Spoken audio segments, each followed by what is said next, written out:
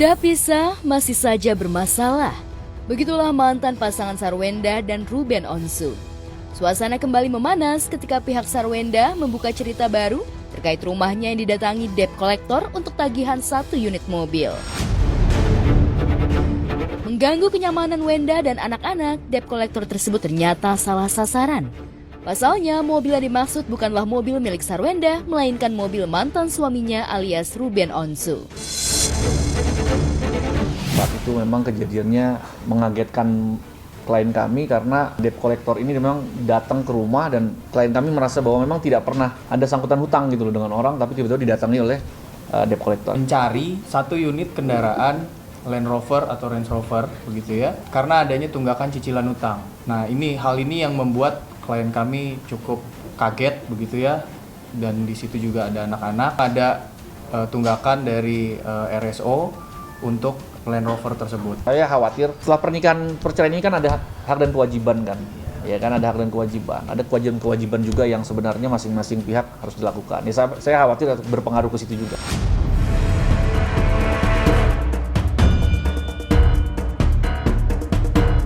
Sarwenda yang sempat ditemui di sebuah acara memilih bungkam. Sementara Ruben Onsu yang sibuk dengan sejumlah kegiatan keagamaannya memilih menyerahkannya pada pengacara. Salah sasaran debt collector tagih hutang yang dibuka ke publik oleh pihak Sarwenda ini justru disinyalir ada motif lain untuk pengalihan isu terkait komunikasi Ruben dan Sarwenda sebelumnya sedikit renggang.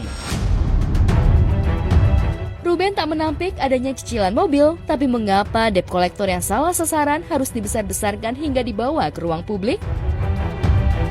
Bukankah keduanya sudah berhasil pisah dengan cara baik-baik, yang artinya segala masalah yang kemudian muncul seharusnya bisa diselesaikan secara kekeluargaan?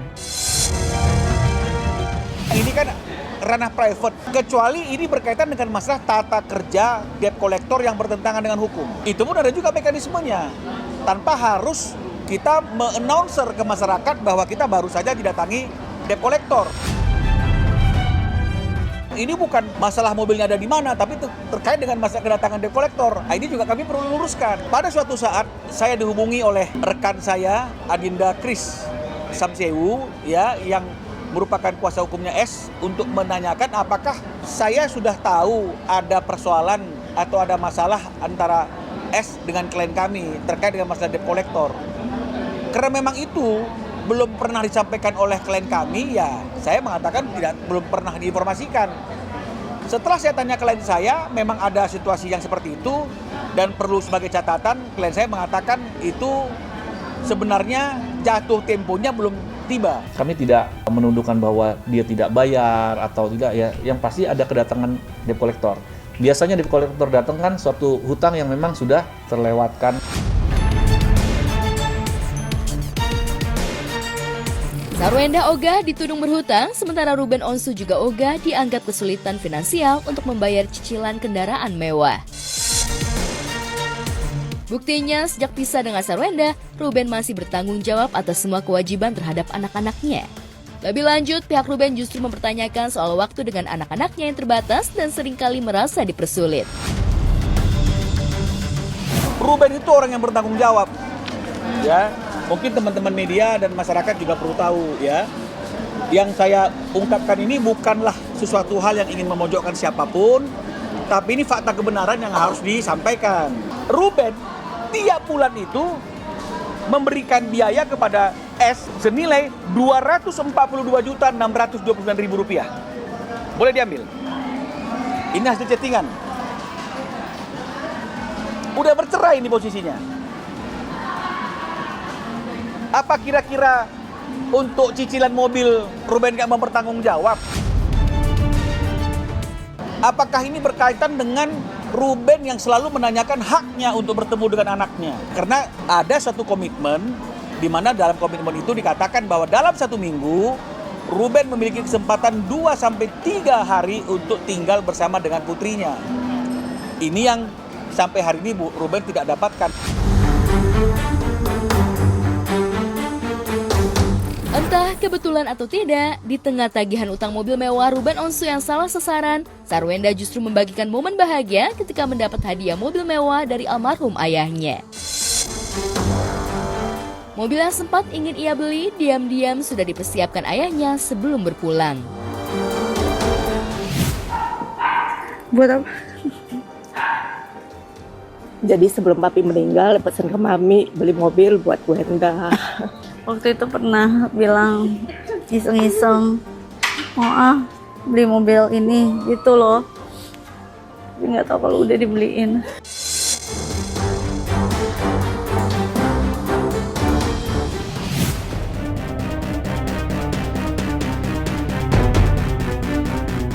Ekspresi wajah masam dan tegang terlihat dari Giovanni Surya Saputra alias DJ Panda usai menjalani proses restoratif justice dengan pihak Erika Carlina di Polda Metro Jaya.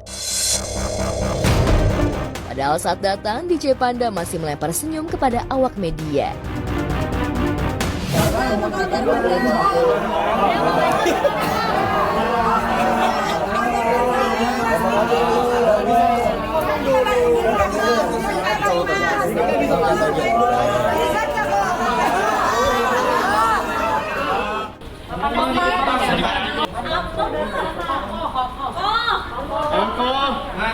Selain Erika tidak hadir, permohonan perdamaian dan pengampunan dari Erika belum kunjung DJ Panda dapatkan.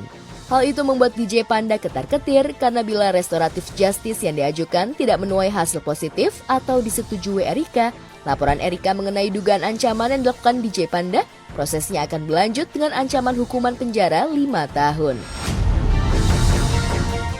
Yang pada saat RJ di mana yang bersangkutan hadir atau klien kami hadir, itu pihak dari terlapor maupun kuasanya tidak menawarkan yang secara tertulis hal-hal yang kaitan dengan proposal perdamaian sebagaimana dimaksud. Nah, yang kedua ini sebenarnya bisa saja ada kesimpulan dari klien. Sejak mengetahui Erika melaporkannya ke polisi, DJ Panda sudah dibayangi ketakutan akut.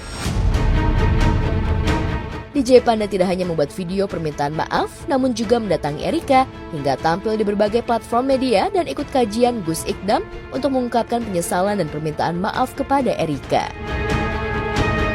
Ketakutan DJ Panda menjalani proses hukum semakin terang benderang setelah mengajukan restoratif justice. Sementara Erika yang sedang berada di atas angin membuka pintu damai kepada DJ Panda, tapi dengan syarat yang harus dijalani disc joki berusia 27 tahun itu. Ya, ajuan perdamaian, permintaan dicabut laporannya. Kalau Mbak Erika sendiri sih, intinya yang bersangkutan dengan tulus mengakui perbuatannya, atas kehilafannya mengakui, bukan dengan dalam hal menyangka.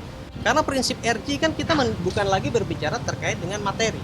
RJ itu secara prinsip mengampuni perbuatan demi hukum karena atas ada kebijaksanaan melalui perdamaian, bukan lebih kepada menyanggah materi-materi perbuatan yang dilakukan oleh yang bersangkutan. Artinya kalau yang bersangkutan dalam hal ini DJP berkenan secara sukarela ketulusan hatinya untuk meminta maaf secara terbuka atau memulihkan hak-hak dari pihak lain kami, mungkin saja itu dapat diindahkan terkait dengan RJ. Meski membuka pintu damai, tapi bukan berarti proses laporan Erika Carlina mengenai dugaan pengancaman yang dilakukan DJ Panda berujung pencabutan. Karena hingga bertemu restoratif justice kedua, Erika belum memberikan sinyal untuk mencabut laporannya. Padahal tidak sedikit warganet yang menduga Erika akan berbaikan dengan DJ Panda setelah hubungan asmara Erika dan DJ Brevi dikabarkan putus. Kita kalau bisa damai-damai, kan culture-nya Indonesia gitu, hukumnya juga harus diikutin. Dari Erikanya tidak membuka pintu damai Atau bagaimana, Bang? Wah, itu nanti kalau tentang pihak sana Anda bisa tanya sendiri. Logo ya udah.